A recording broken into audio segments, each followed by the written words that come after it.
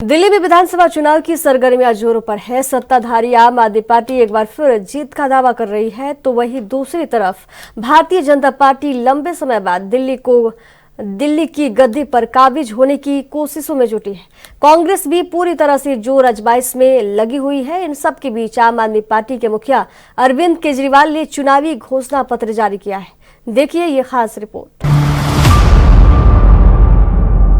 आपका घोषणा पत्र जारी। दिल्ली विधानसभा चुनाव के लिए आम आदमी पार्टी ने अपना घोषणा पत्र जारी कर दिया है। बता दें कि दिल्ली वालों के लिए 15 गारंटी जारी की गई है। दिल्ली विधानसभा चुनाव में इस बार मुफ्त की रेवड़ी का मुद्दा भी खूब गर्मा रहा है। केजरीवाल की गारंटी, रोजगार की गारंटी दी, महिलाओं को 2100 रुपए महीना, बुजुर्गों को मुफ्त इलाज, पानी का गलत बिल नहीं आएगा, पुजारी ग्रंथियों को हर महीने 18,000, गरीबों को नए राशन कार्ड बनवाने की सुविधा, छात्रों को दिल्ली मेट्रो में 50% की छूट, ऑटो टैक्सी वालों की बेटियों की शादी में मदद, किराएदारों को फ्री बिजली पानी का फायदा मिलेगा। सबसे पहली गारंटी है रोजगार की गारंटी। मैं पूरी दिल्ली में घूम रहा हूं। वैसे तो केंद्र सरकार के आंकड़ों के मुताबिक दिल्ली में सबसे कम बेरोजगारी है। राष्ट्रीय स्तर के ऊपर लगभग 6% बेरोजगारी दर है, लेकिन दिल्ली में लगभग 2% बेरोजगारी दर है। लेकिन चाहे एक भी बेरोजगार हो, बेरोजगार तो बेरोजगारी होता है। हम चाहते हैं कि दिल्ली में एक भी बेरोजगार नहीं होना चाहिए। हमारे बच्चे जब पढ़ लिख के घर बैठे हैं और उनके पास काम नहीं है तो हमें बहुत तकलीफ होती है। दिल्ली के 2.5 करोड़ लोग मेरा परिवार हैं। ऐसे लगता है जैसे मेरे परिवार में ही कोई पढ़ लिख के मेरे घर बैठा है और उसके लिए हम रोजगार का इंतजाम नहीं कर पा रहे। तो मैंने अपनी पूरी टीम, किस्मत से हमारे पास पढ़े लिखे लोगों की टीम है, उनकी तरह अनपढ़ नहीं है हम लोग।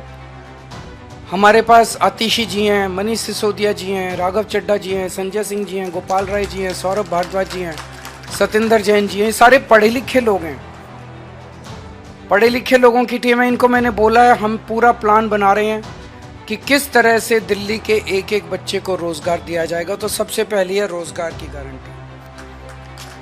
दूसरी गारंटी है महिला सम्मान योजना, कि हर महिला को हर महीने 2100 रुपए उसके बैंक अकाउंट में दिए जाएंगे। सरकार बनने के बाद हम इसको जल्दी से जल्दी और सबसे पहले लागू करेंगे।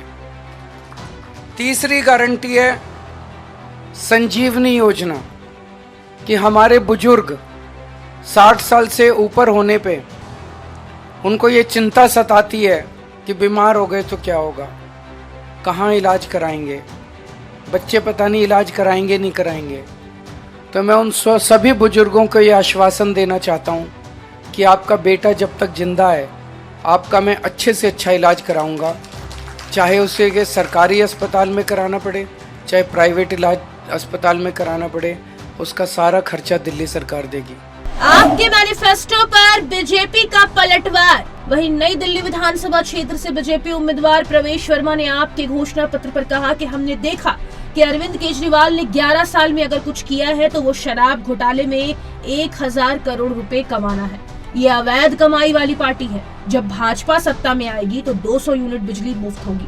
इसके बाद के यूनिट का बिल लिया जाएगा और सभी को उनके घरों में 20,000 लीटर तक मुफ्त पानी दिया जाएगा, और वो भी साफ। महिलाओं को मुफ्त बस सेवा मिलेगी और सार्वजनिक परिवहन पर 20,000 करोड़ रुपए खर्च करके 15,000 नई बसें खरीदी जाएंगी।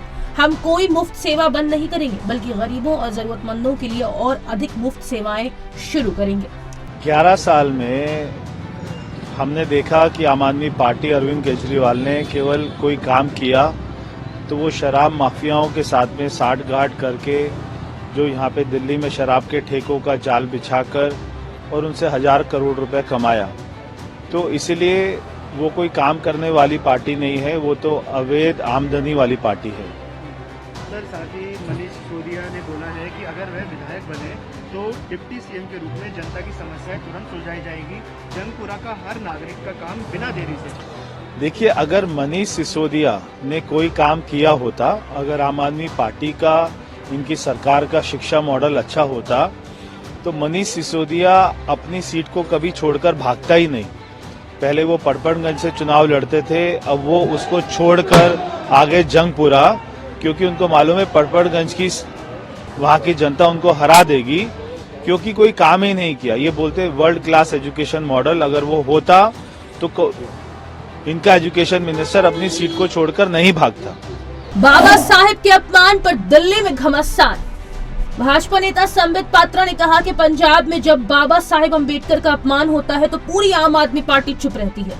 ये पहली बार नहीं है जब अम्बेडकर जी और दलितों का अपमान केजरीवाल ने किया है। चुनाव से पहले पंजाब में केजरीवाल ने कहा था कि जब हमारी सरकार बनेगी तो एक दलित को हम उप मुख्यमंत्री बनाएंगे, लेकिन आज तक उन्होंने एक दलित को उप मुख्यमंत्री नहीं बनाया है।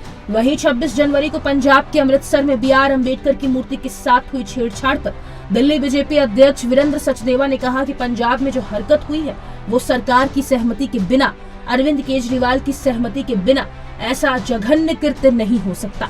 भगवंत मान को इस्तीफा देना चाहिए और उन सभी को तुरंत माफी मांगनी चाहिए। वो जो अभी घोषणा पत्र रिलीज करने वाले हैं, हमने घोषणा पत्र रिलीज कर दिया है आम आदमी पार्टी। ये है घोषणा पत्र आम आदमी पार्टी का। दलित विरोधी चेहरा, बाबा साहेब अम्बेडकर विरोधी चेहरा। और घोषणा पत्र रिलीज करने से पहले मैं चैलेंज करता हूं अरविंद केजरीवाल को। अभी 11:35 हुए हैं।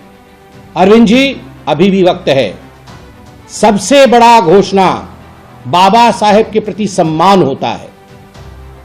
ये बीजेपी के प्रवक्ता के नाते मैं नहीं कह रहा हूं, मैं एक भारतीय के नाते कह रहा हूं।